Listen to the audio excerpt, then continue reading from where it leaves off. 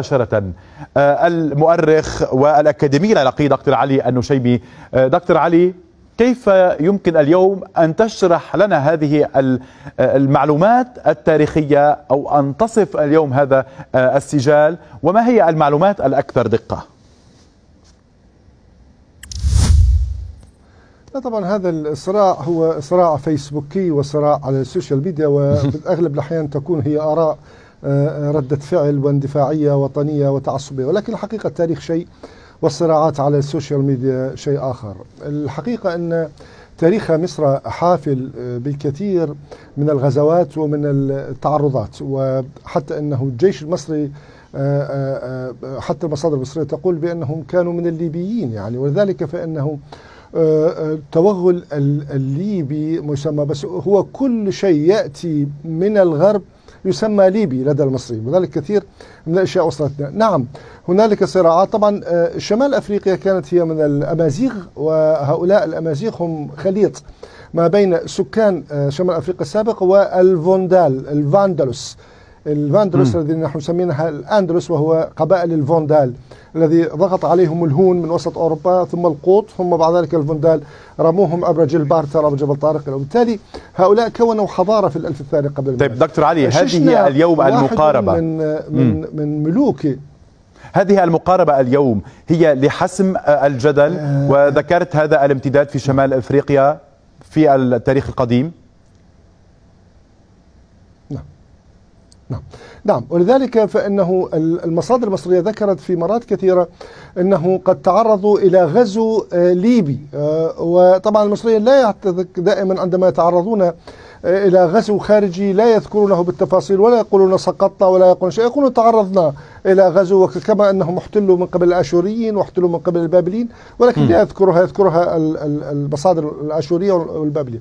الشيشناق هو ملك قادم من شمال أفريقيا، سمي بالليبي، طبعا كل شيء كما قلت لك غرب يسمى ليبي، ولكن هذه المنطقة كلها كانت متلاقحة بحضارة هي تابعة لدولة أمازيغية قديمة، بعض الأحيان تصل تقريبا إلى سيو، الواحد سيو طبعا قرب العلمين، وتارة الأخرى تنسحب إلى تونس، وبالتالي هذا الاتساع عبر 2000 سنة كان موجود. في إحدى المرات نعم في تقريبا القرن الأول يعني قبل 950 قبل الميلاد، نعم غزا هنالك شخصية، ولكن عندما سيطر على مصر أصبح فرعونا، وبالتالي أخذوا يطلقون عليه الفرعون يعني. إذا إلى أي سلالة ينتمي شيشناق؟ التقويب الأمازيغي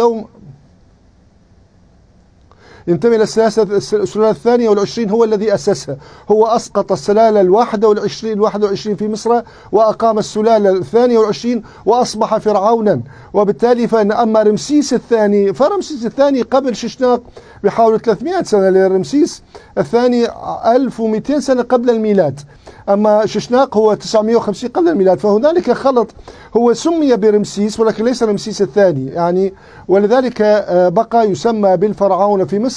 ولكن هنالك رأي آخر طرحه المصريون منذ سابقا، أن أحدى القبائل الأمازيغية جاءت من ليبيا، وهي قبيلة شوشون. هذه قبيلة شوشون جاءت إلى مصر، والجيش المصري اعتمد عليهم وأصبحوا هم قواد. هؤلاء القواد هم أمازيغ وأصبحوا قادة للجيش. أحد القواد قام بانقلاب وسيطر على الحكم في عام 950، وهو شيشناق نفسه هذا، ولذلك هذا الفرعون هذا الأمازيغي الأصل استلم الحكم وقام بانقلاب وأسقط طيب قبل أن ينتهي وقتنا دكتور علي، اليوم هذه الوقائع كمؤرخ وكأيضا باحث وأكاديمي، هل تداول مثل هذه الملفات هو اليوم يقرب هذه المعلومات بالغة الأهمية إلى الجيل الجديد النشط عبر مواقع التواصل وتكون منها إفادة رغم السجال؟ نعم تنبه الناس، يعني الآن أنا متأكد أن الكثير من الأخوة في الجزائر انتبهوا إلى هذه كثير القضية وبدأوا يبحثون عنها، وبالتالي تركز تاريخهم، وأيضا الأخوة المصريين بدأوا يبحثون عنها بشكل كبير جدا، وبدأوا ينزعون عنهم وبدأوا يدرسون تاريخهم بشكل آخر. نعم هذه الأحداث التي تثير العواطف تجعل الإنسان يبحث، وعندما يبحث سيجد المعلومة، والمعلومة الأدق هي التي ستبقى، أما الصراعات والسجالات والسب والشتائم هذا سينتهي، أما الزبد فيذهب جفاء، أما ما ينفع الناس فيمكث في الأرض. المعلومة الدقيقة هنالك الآن تبعا لهذا الصراع سينشأ يعني بحث علمي حقيقي. هذا البحث سينتشر ويصبح أكاديمي، وبالتالي سيؤدي أكله في خدمة المجتمع في الوقت الحاضر. نعم.